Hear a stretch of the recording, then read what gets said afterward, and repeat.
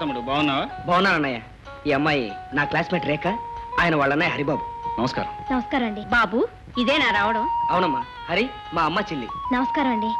సరదాగా మీ ఊరు చూడ్డానికి వచ్చాం, అంతేగాని మమ్మల్ని చూడడానికి కాదన్నమాట. సుధాకర్, మీ చెల్లి చాలా మెతకన్నావు.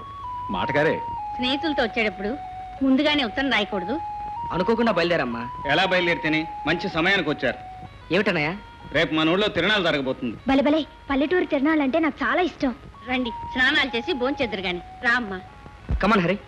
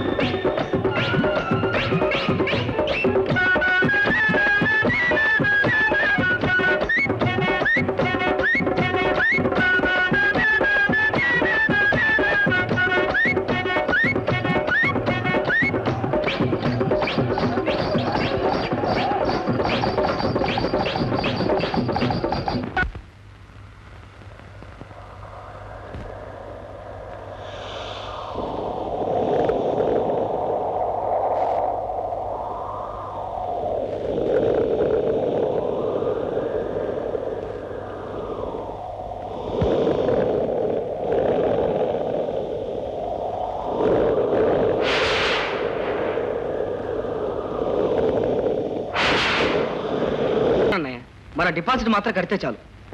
ఇంతకాలం నీ చదువులకే డబ్బంతా ఖర్చు పెట్టాడు, ఇంకా వ్యాపారానికి ఎక్కడ తెచ్చిస్తాడు? పైగా ఈ శ్రావణ మాసంలో చెల్లెలు పెళ్లి చేయాలనుకుంటున్నాడు.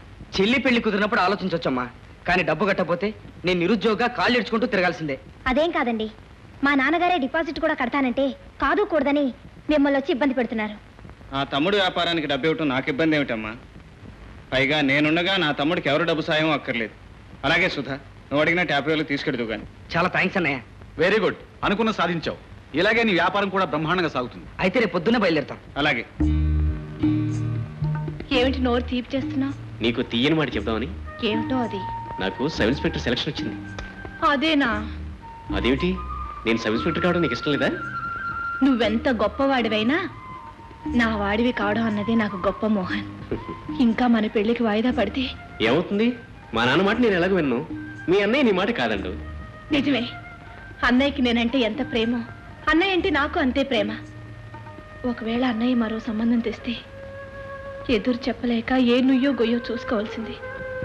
అంత మాట నాకు తెలిసి నేను బ్రతికుండగా నిన్ను దూరం కానివ్వను.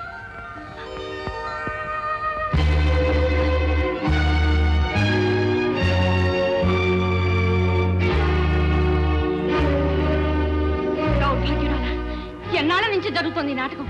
నువ్వెలాంటి కుటుంబంలో పుట్టావు, ఎలా పెరిగావు, ఎలా ప్రవర్తిస్తున్నావు? వయసు వచ్చిన ఆడదానివి పరాయి మగవాడితో పరాచికాలు ఆడతావా? నేనే తప్పు చేయలేదమ్మా. తప్పు చేయలేదు. అమ్మా, అమ్మా, ఏమిటి పిచ్చి?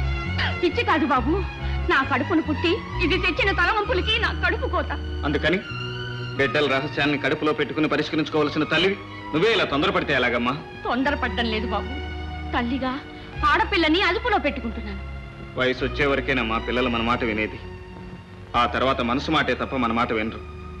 మనసు తెలుసుకోకుండా అదుపులో పెడితే అది మరో సమస్యకు దారితీస్తుంది. చెల్లెమ్మా, నీకు బంగారం లాంటి భర్తను చూసి పాడికుండ లాంటి సంసారానికి పంపాలని ఎన్నో కలలు కన్నాను. ఇప్పటికైనా నీ మనసులో ఏముందో చెప్పు. నువ్వు అతను చేసుకుంటావా? నేను అతన్ని ప్రేమించాను. మీరు ఇష్టపడితే పెళ్లి చేసుకుంటానన్నయ్య. ఈ మాట నాకు ముందే చెప్పుంటే ఇంతల్లరి జరిగేది కాదు కదమ్మా. నన్ను క్షమించనయ్యా. బాధపడకమ్మా, నువ్వు కోరుకున్న వాడితో నేను ఈ పెళ్లి వైభవంగా జరిపిస్తాను. ఏమిటి బాబు నువ్వు అనేది?